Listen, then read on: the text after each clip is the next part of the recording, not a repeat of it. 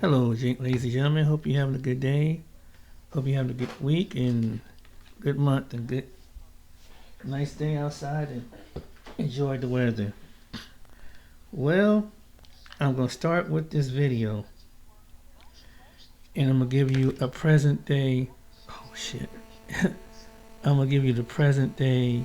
What's going on in America when it comes to people, race, and people get tired of people saying about race. Where is the proof that where's this thing with racism? I don't want to hear about it. I don't want to see it. I think people don't believe in it. But I'm going to prove to you that it's environmental. I'm going to prove to you that it's medical. And I'm going to prove to you where to start. Let's start here. Michelle Sindor focuses tonight on some of these developments, part of our continuing series on Race Matters. The American Medical Association is one of the country's oldest, largest, and best-known associations of doctors. Its voice has long been influential, but now the AMA is finally beginning to come to terms with racism in its own past. It recently issued an 83-page report that found that the organization is, quote, rooted in white patriarchy and affluent supremacy. The report outlines a number of examples, including the group's past support of excluding physicians of color. And it notes that in the 19th century, a president of the group once practiced vaginal surgeries on enslaved black women without anesthesia. The AMA is vowing to take action on racial justice and health equity.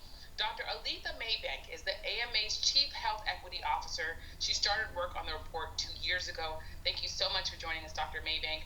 I want to start by saying you did work on this report. Tell me a little bit about what was most troubling to you when you look at what was uncovered and what the report says. When you start to dig into the history, you're not sure, what you're going to find.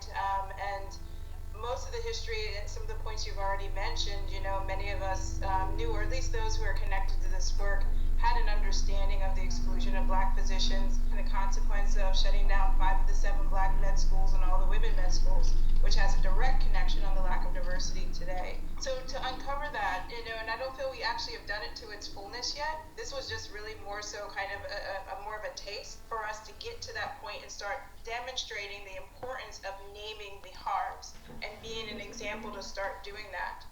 And Dr. Maybank, this J. Marion Sims, he practiced vaginal surgeries on enslaved black women. Talk to me about the harm that was done then, but also the continuing harm, the consequences of that in present day. And as you mentioned, he did slaves without anesthesia on enslaved women. And so it's a representation of how bodies literally were used, were experimented upon, were not valued without any consent, and how that still even translates to some level till today. And so the reality is that women's bodies, black women's bodies, bodies of other people of color and those who have been historically marginalized are still not fully valued. And that's really what our data and evidence is really showing up. If we look at the COVID-19 pandemic, the data is really telling us that we're not valuing all lives the same way. Everybody doesn't have the power or the resources or the conditions in order to achieve optimal health. And that still is pervasive through our healthcare and our medical system. And so we really wanted to make sure that we were very explicit about that in this report, that we did, tiptoe around the edges, as I kind of say sometimes do soft equity work, but we really named, the root causes of oppression in this country, and really even speaking to and starting to name the impacts of colonization as well as capitalism as just an introduction. And as you can imagine, many of these terms are new to the people in the healthcare profession and make people very uncomfortable. And so, we're trying to find ways to bring folks along while at the same time, being very direct and instructive that this is where we really need to go if we really, really are committed to advancing equity and really committed to racial justice work in healthcare. There's also this idea that there were physicians of colors that were excluded. There was also the closing of those medical schools catering specifically to black people and women. How is that showing up in present day diversity issues in medicine?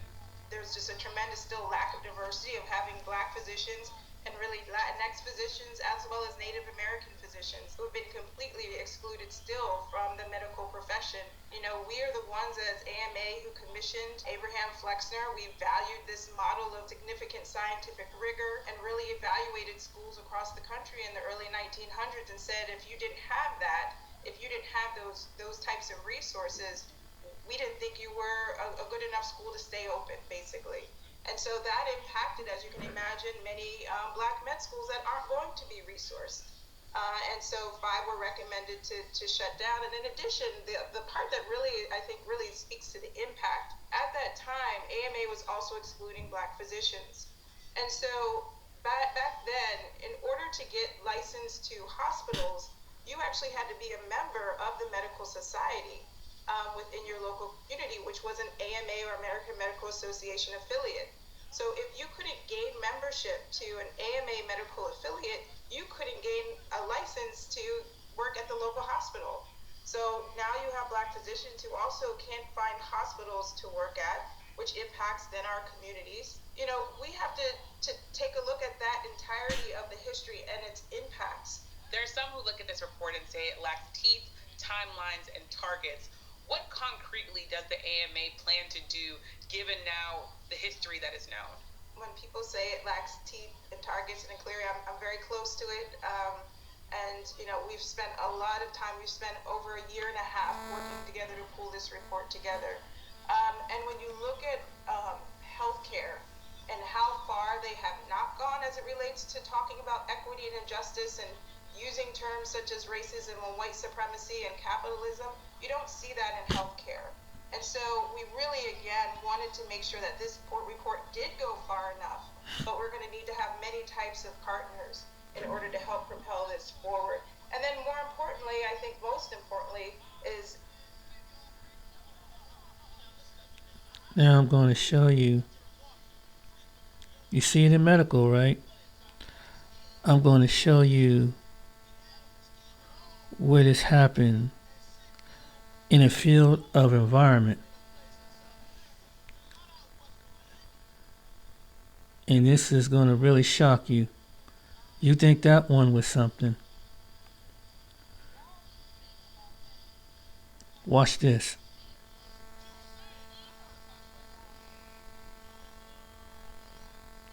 There are 3 simple solutions that organizations can take to help their employees really play around with AI. This is with the water.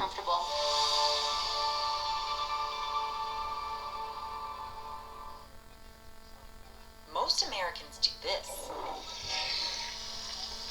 without a second thought. But just 20 minutes outside of New York City, in Mount Vernon, you'll find sewage backing up into people's homes. This is what the basement looks like. That bubbling there is water coming up out of the sewer. And it's not just a Mount Vernon problem. All throughout the United States, inadequate sanitation disrupts people's lives far too often. Today, more than 1 million Americans don't have access to complete indoor plumbing, which means they might not have running water, or they could be missing a sink, or a flush toilet, or a shower. And it's a problem that disproportionately affects communities of color. Black and Latino households are nearly twice as likely to lack indoor plumbing as white ones. Native Americans, nearly 19 times more likely. So why is it that in one of the wealthiest countries in the world, some people can't access something as fundamental as safe and reliable sanitation? Sewage systems have been around in some way, shape, or form for thousands of years, and societies without proper sewage systems quickly learned why they're needed. For example, in 1854, a cholera epidemic killed hundreds of people in London's Soho neighborhood. The outbreak was later traced back to a single water pump contaminated with sewage. Waterborne diseases also reached the U.S., which faced its own outbreaks of cholera and typhoid in the 19th century. American cities gradually improved sanitation by building centralized sewers and treatment plants. And by the end of the century, most major U.S. cities had some form of sewage system. Sanitation progress continued into the 20th century. In 1950, 27% of Americans didn't have complete plumbing. By 1970, that number plummeted to just under 6%. And in 1972, the Clean Water Act was passed, making funding available for wastewater infrastructure. but racist policies often excluded people of color from this progress. For example, in 1954, the city of Zanesville, Ohio built a water line that stopped just short of a predominantly black neighborhood called Coal Run. This is a map of what water access looked like in the area. Households with water access are shown in blue.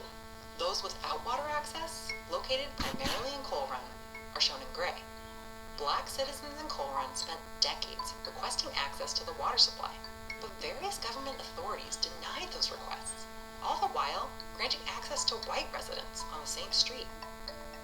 Another example, throughout the 20th century, California's farm worker communities didn't receive the same level of investment as wealthier, whiter urban areas, leaving them unable to become official incorporated cities with their own local governments.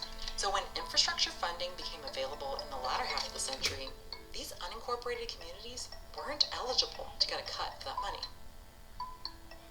Yet another example, in the 1970s and 80s, the U.S. passed landmark environmental laws that funded massive upgrades to water and sewage infrastructure. But Native American nations were not initially eligible for this funding, and they still face barriers to accessing funds today. Making matters worse for excluded communities, the funding landscape for sanitation upgrades has shifted significantly. In 1977, the federal government played a huge part in helping communities pay for their water and wastewater systems. But when communities who were left out tried to catch up nearly 40 years later, the federal government had basically moved on.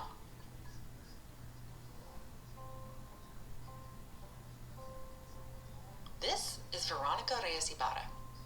In July 2019, Veronica received a letter saying that she may have been infected with a potentially deadly parasite called strongyloides. And she wasn't the only one. 15 of her neighbors received the exact same test result.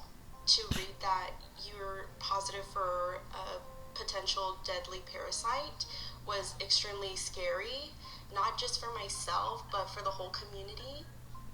Veronica and her sister Monica live in a tiny Texas community called Rancho Vista. Rancho Vista doesn't have sewer lines, and instead relies on underground septic tanks to collect wastewater. In theory, that wastewater is supposed to degrade and seep into the ground. The problem is, the soil in Rancho Vista isn't right for that kind of system, which leaves residents to deal with sewage problems and the health risks that come with them. Researchers studying Rancho Vista believe the strongyloides cluster is related to sanitary system failures. Veronica's sister Monica says these issues have been ignored in their community because it's predominantly low income and Mexican American. It's really hard to think about these conditions happening in a middle class white neighborhood. Like, this would never happen. Residents of the majority black town of Mount Vernon, New York have faced similar sanitation issues. Daisha Torsha has seen raw sewage regularly flood her home for about 10 years. You work very hard to have a home, and having consistent sewage problems, it really impacts my quality of life and, oddly, my sense of self-worth. It's a pretty common problem in the city because its wastewater runs through 100-year-old clay pipes that strain under the pressure of the population. Damaged sewer lines can cause sewage to back up into basements and flood homes like Torsha's. Sanitation problems aren't going unnoticed by policymakers. Mount Vernon, for example, recently received an unprecedented $150 million in state funding to overhaul its sewer system. And through the bipartisan infrastructure law, new federal funds are available for wastewater infrastructure improvements. The Biden administration has promised that disadvantaged communities will get their fair share of the funds, and recently set aside $154 million for Native American tribes. We don't yet know whether these investments will be enough to close the gap in sanitation conditions, a gap created through a long history of racist policies and funding shortages. But what we do know is that a basic and critical service that most of us take for granted is something more than 1 million Americans are still fighting for.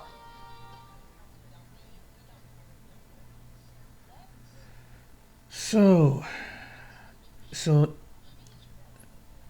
is America blessed when it comes to treating her citizens who've been as part of this country Has America been blessed?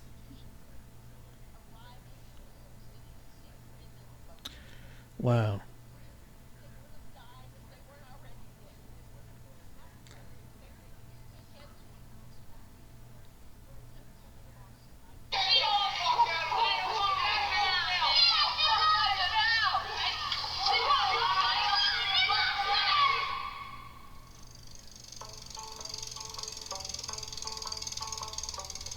We had called them bike hikes. We were just going out to go explore your world. It would be at least 6, 7, 8 of us. Our parents said as long as you were home before the street lights came on, you stayed as a group, you're fine. It was a beautiful day, sunshine. The children in the neighborhood planned to go on a trip to McDonald's, just have some fun, something different to do.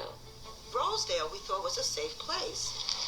We all went down, we were riding our bikes. And then we saw down the block that there was this beautiful American flag blowing in the wind. We saw a group outside on the block, so we was like, oh, this is a block party. The last thing that I remember was someone saying, oh, a parade. And so we went down to go see the parade. And I laugh about it to this day because it was a parade to get the black people out of Rosedale.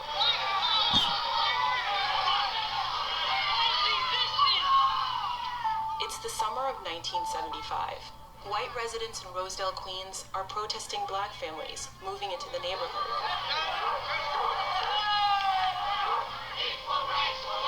These are scenes from a documentary produced by journalist Bill Moyers. Does he have a right to live here? No. Because he's black.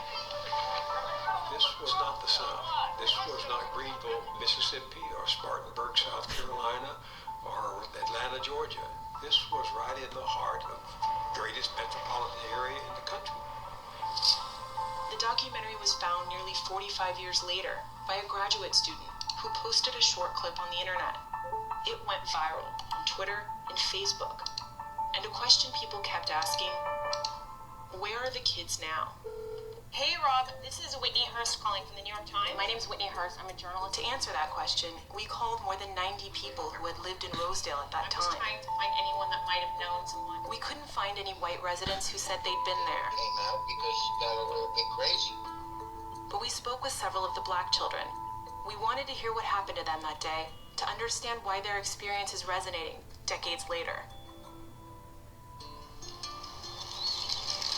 We went down to see what was going on, probably in the middle of a block. That's when we figured out it was something else.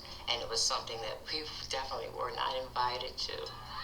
We noticed that they were running towards us. I was like, wow. Like, why are they rushing towards us, not thinking anything negative? And then we heard, nigger.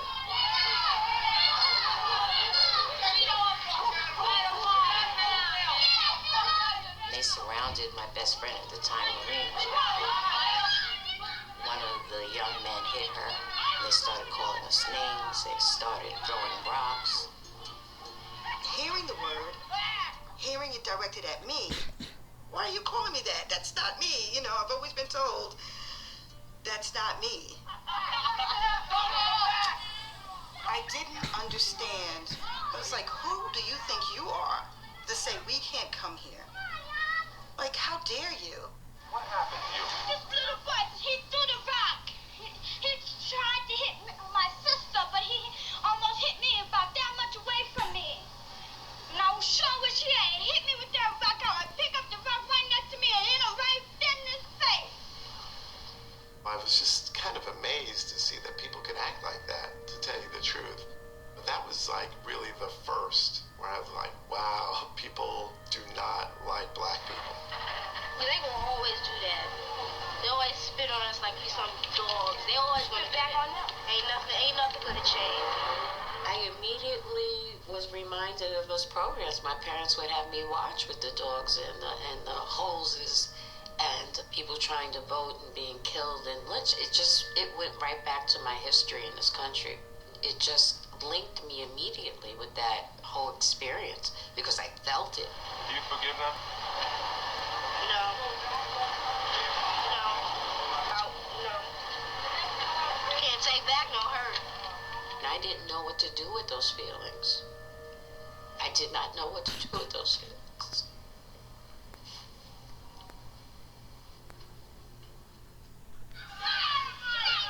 For Moyers, the video going viral shows how powerful images can be. He tried to hit my sister, but we were in their neighborhood. I mean, I do believe that television has been a great teacher. This country didn't really respond to what was going on in the South, although it was well known, until the sheriff in Birmingham turned the water hoses and the dogs on those young people who were demonstrating there.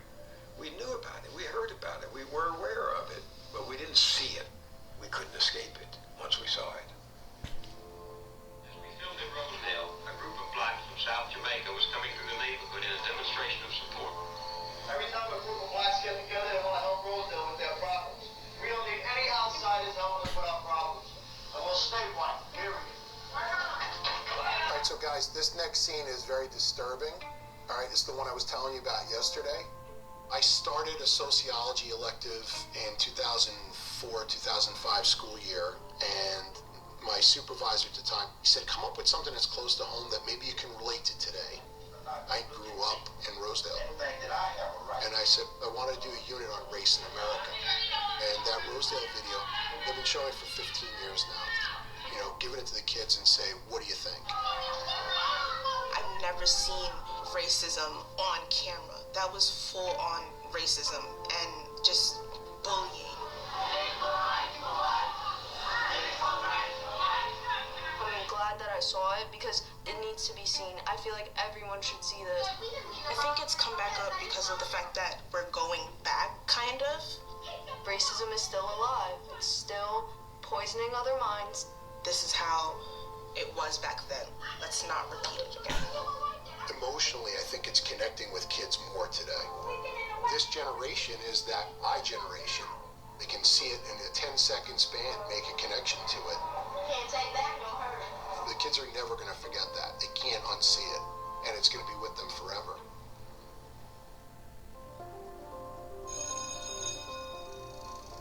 Rosedale. Wow. I just wanted to show you a show clip of that. But that was, you said that was in the past. I'm going to show you what happened, recently, what happened to our military cadets. What this man said was powerful. If I can find that video. See, this is what they want to take this out of school, but it keeps reflecting itself. This is why critical race theory, they don't want to talk about that. They don't want to talk about the pain of other groups of people.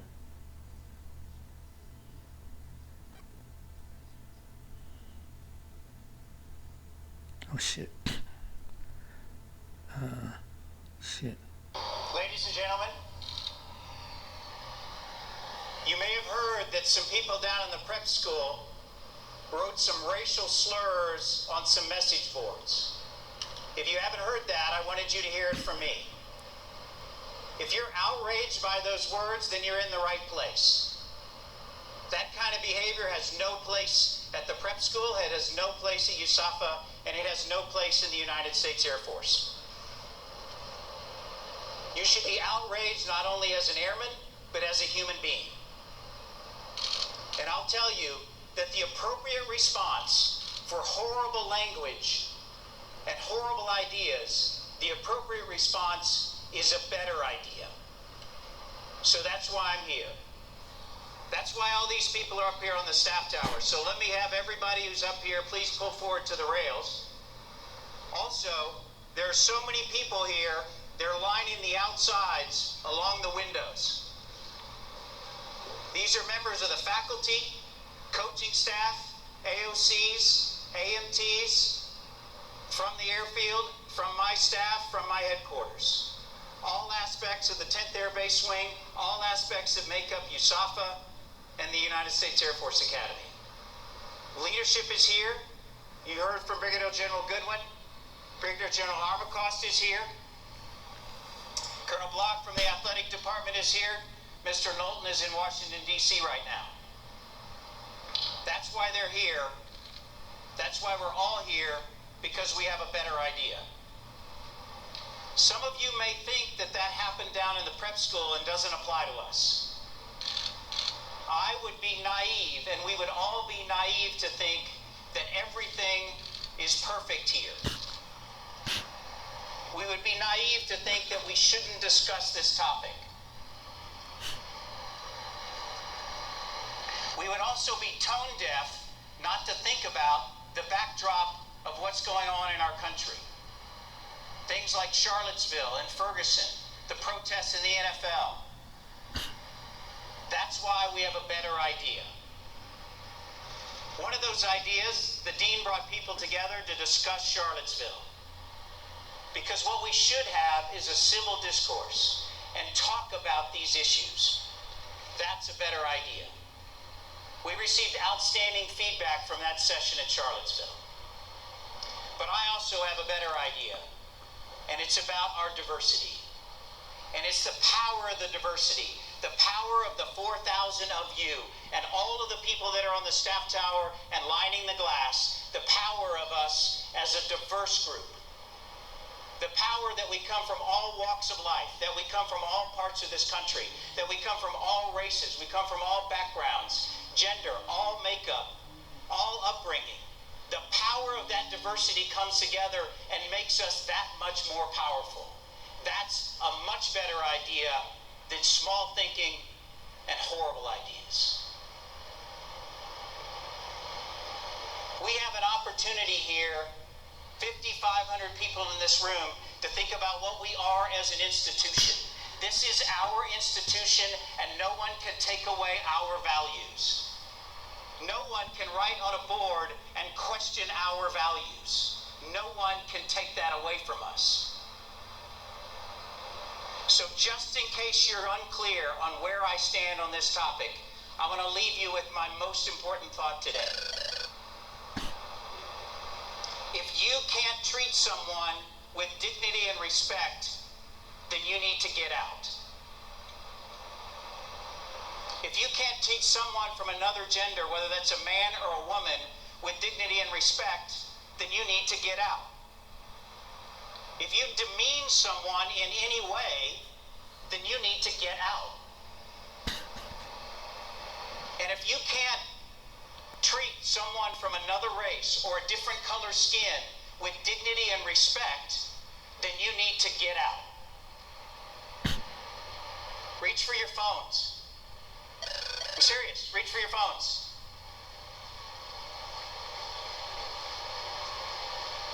Okay, you don't have to reach for your phones. I'm going to give you an opportunity to reach for your phones. Grab your phones. I want you to videotape this so that you have it, so that you can use it.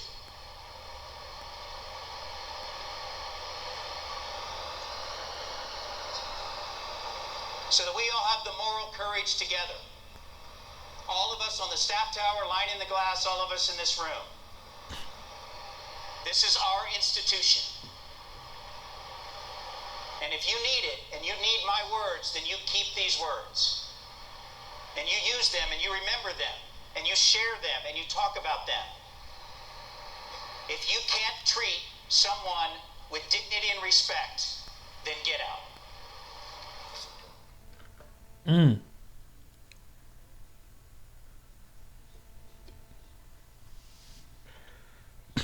Amen on that one. I'm glad. It's good to see. A lot of people need to say that. But that's crazy, ain't it? Just a part of America, man, that they don't want to talk about. They don't want, Donald Trump and different people want to cover up over. And it's affecting us here in America, and it's affecting us around the world. Because what he did said at the UN, that's what it meant in the video.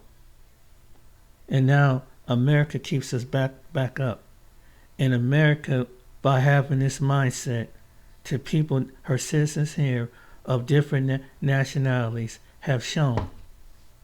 So I'm going to give you a little brief history of what's going on. I did this on this Where did this come from? Watch this. What do traders Where did it start who at? don't use AI And why is it dinosaurs still like taught in today? They are both a bit behind. Hi, my name's Clint Smith, and this is Crash Course Black American History. So, sometimes in life, who we say we want to be is not necessarily who we are in that moment. For example, when I was a little kid, I wanted to be a pro wrestler, and not like grow up and become one eventually. I wanted to be one right then, right there, in that moment. Now, the thing is, even if I wrote down on a sheet of paper that I was a pro wrestler, even if I got all my friends to meet in a room and agree that I was a pro wrestler, even if I got all those friends to sign a long scroll of paper calling me a pro wrestler, none of that, in fact, makes me a professional wrestler. See, there's a disconnect there between who I say I want to be and who I actually am in that moment. This is basically the same thing that happened with the U.S. Constitution. Stay with me. America said a lot of things about who it was and what it represented, even though for millions of people, the aspirations espoused in that document didn't apply to them. And not only did it not apply to them, but it further entrenched the racial caste system that was already in place. You see, who America says it is and who America has actually been have not always been neatly aligned. Far from it.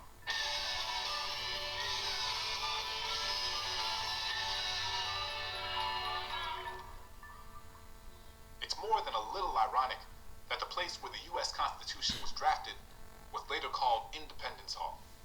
Because while it's true that the United States was effectively born there were millions of people who called the United States home who, in many ways, became even less free following the ratification of the Constitution.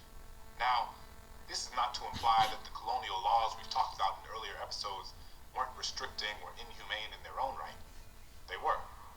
But the Constitution, even in its earliest days when so many people around the world weren't really sure what a constitution even was intended as an effort to solidify the legal principles of a nation. In the United States, the Constitution is the central legal document of our land. It is the thing that everything else comes back to. And in our foundational legal document, the one upon which the legal and political landscape of this country would be built, the founders failed to do away with slavery. In fact, they recommitted to it. And there were many people who felt strongly that this was a moral indictment of the country. Almost 70 years later, in 1854, the famous abolitionist William Lloyd Garrison would hold up a copy of the U.S. Constitution and burn it, calling it a covenant with death and an agreement with hell. And it didn't have to be this way. The founders could have used this as an opportunity to say, hey, look, let's start this experiment fresh. They could have said, you know what, team? We inherited slavery from the British, we just fought a war of independence, and that means we should probably make everyone independent. But instead, the majority of them were like, nah. And the thing is, so many of them knew slavery was wrong. And so many of them knew that it was something they should be ashamed of. That's why the word slave didn't actually appear anywhere in the Constitution. They didn't want it anywhere on the document because they knew that it was something history would judge them for. This matters because it demonstrates what many founders of our nation valued and where they thought that black people should be on the social hierarchy. On an economic front, slavery was an incredibly lucrative business, and the founders knew that, many of them personally. Of the 55 delegates at the Constitutional Convention, about 25 owned enslaved people. This conflict manifested itself in two ways: the Three-Fifths Compromise and the Slave Trade Clause. Let's start with the Three-Fifths Compromise. Article 1 of the Constitution set up a government with two legislative chambers. In the Senate, each state gets 2 senators. But in the House of Representatives, representation is determined by the population of the state. And these newly minted states had very different compositions. Northern states were more densely populated with white citizens, while southern states were heavily populated with enslaved black people. What this did was create a dilemma. The colonists were unsure if and how they should acknowledge enslaved black people as members of the population, and to what extent they should be counted as citizens in the context of allotting states political representation. Let's go to the thought bubble. Northern delegates did not support including enslaved black people in the population of the southern states, largely because it would give the South more political power. But the southern delegates knew they wouldn't be able to compete in the House of Representatives if enslaved people weren't counted. And this is where we get something called the Three-Fifths Compromise. The Three-Fifths Compromise was a clause in the Constitution that defined enslaved individuals as three-fifths of a human. It was placed in Article 1, Section 2, and it stated that representatives and direct taxes shall be apportioned among the several states which may be included within this union, according to their respective numbers, which shall be determined by adding to the whole number of free persons, including those bound to service for a term of years, and excluding Indians not taxed, three-fifths of all other persons. Three-fifths of a person. That doesn't even make sense to say out loud. And it sounds absurd, because it is absurd. Even though the South would have loved for black people to fully count for political purposes, this legislative compromise, which turned black people into fractions, came to serve as a larger metaphor for the way that black people were seen by many as less than human. The implications of this decision were profound. It changed the dynamics of the House of Representatives and the Electoral College. Without the Three-Fifths Compromise, some historians even argue that Thomas Jefferson would have never won the election of 1800. Thanks, Thought Bubble. The Three-Fifths Compromise wasn't the only negotiation about what slavery would look like in the new United States. The Slave Trade Clause was outlined in Article 1, Section 9, Clause 1 of the Constitution. Though it doesn't use the word slave, it was one of the original provisions of the Constitution that addressed slavery as a policy issue. The text says, "The migration or importation of such persons as any of the states now existing shall think proper to admit shall not be prohibited by the Congress prior to the year 1808, but a tax or duty may be imposed on such importation, not exceeding $10 for each person." This is basically a really fancy way of saying that the federal government cannot limit how many individuals were imported to the United States.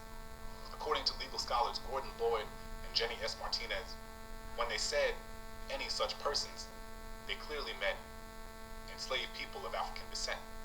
They also point out that this clause was created to be another compromise between the northern and southern colonies. It allowed for slavery to exist in the South, where it directly sustained the economy, and allowed for slavery to remain illegal at the local level, where it had already been abolished. But what it did allow was for all the colonies to indirectly, economically benefit from slavery. And the fact that so many across the country, North and South, benefited financially from slavery is part of what allowed it to sustain itself for so long.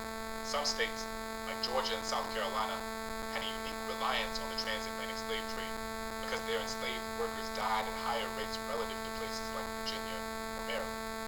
They were particularly insistent on this point, so much that some feared they wouldn't join the Union if there were constitutional limits placed on the slave trade.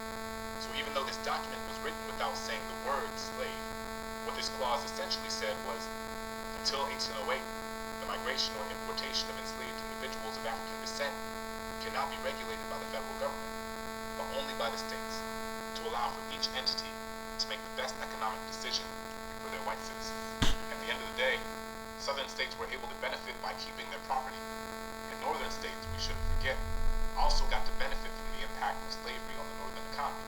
The Slave Trade Clause prevented action on the transatlantic slave trade for 20 years, and the Three-Fifths Compromise lasted for a lot longer than that. It took 75 years before the United States eventually pivoted on slavery, and it took a civil war and cost hundreds of thousands of lives to get there. So, what can we say about the Constitutional Convention? I mean, what can we say about the Founding Fathers?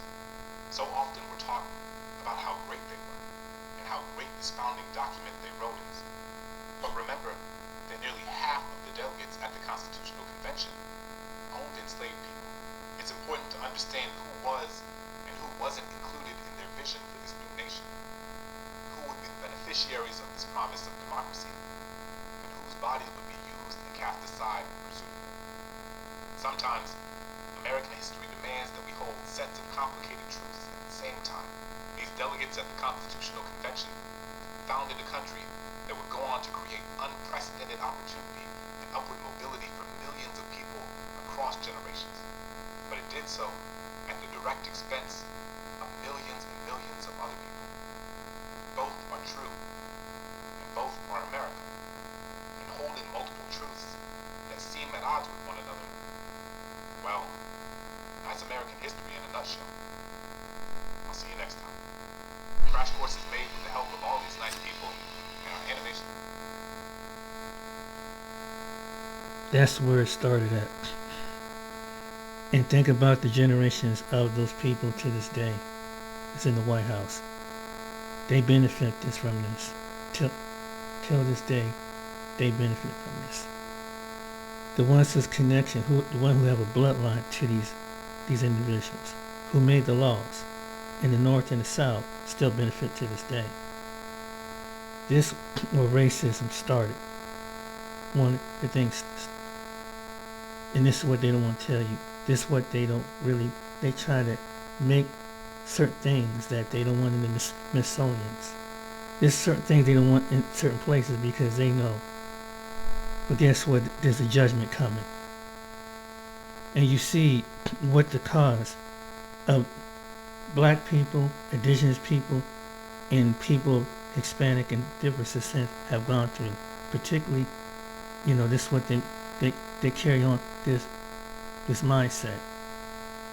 And it went from generation after generation. And you see that was in the 70s. And racism jumped to the 80s. Then it jumped to the 90s. There's racism. Jumped to the early 2000s. Still racism. So they think that they're going to wipe all this out. But there's some among them that's still carrying on a next generation of racism. You see them every day on social media. There's some racial incident happen. And people are like, where did this start? This is where it started at. This is how it did when it came to us, particularly one of the groups of people. This is what they did. Environmental, medical, and incarceration. Yet we say that the United States is blessed. Yet we say that the God is the Most High through His Son Yeshua blessed us. But we don't think that when He turned away, wink, we don't notice this. You don't think He knows this happened in the United States, like any other place in the world? You don't see. Then the only reason why this president was selected is to bring the judgment. We're gonna be judged based on this. We're gonna be judged. And as they inflict this more, inflict this, get mad and inflict this, and torment and come at us, the infliction is gonna speed up. And it's not gonna be a so-called race war. It's gonna be they turn on the guns on each other. I don't want to see that, but they so warped in trying to find evil in another race. It was patterned like this. They pattern themselves. Look at the other people, and our highest individual and the power, make it look and telling other people and delegates all over the world how the way they think. And at the same time, he's crashing his economy. At the same time, small business is going to lose. Everybody, whether you middle class or working class, we all suffer because of the racism. And they want to cover it up. They want to keep the bondage going, but they don't understand it's coming. And we're gonna have to sit here in this country. Those of us who don't have the wealth to get out, those of us who are stuck here and get out, we gotta bear this because it's tradition. It's part of American tradition. And some people, they would say that they're Christians, evangelical Christians, call themselves. Christian nationalism supported this. Supported what that last part of what it was. And some black people who don't, and like other people don't do their history, they sell their own people down the drain by hooking up with the enemy. All right then, ladies and gentlemen, there's been another lesson in life to learn. What's are you for good or are you for evil? It's the choice. Take care, be blessed. See you on the next video.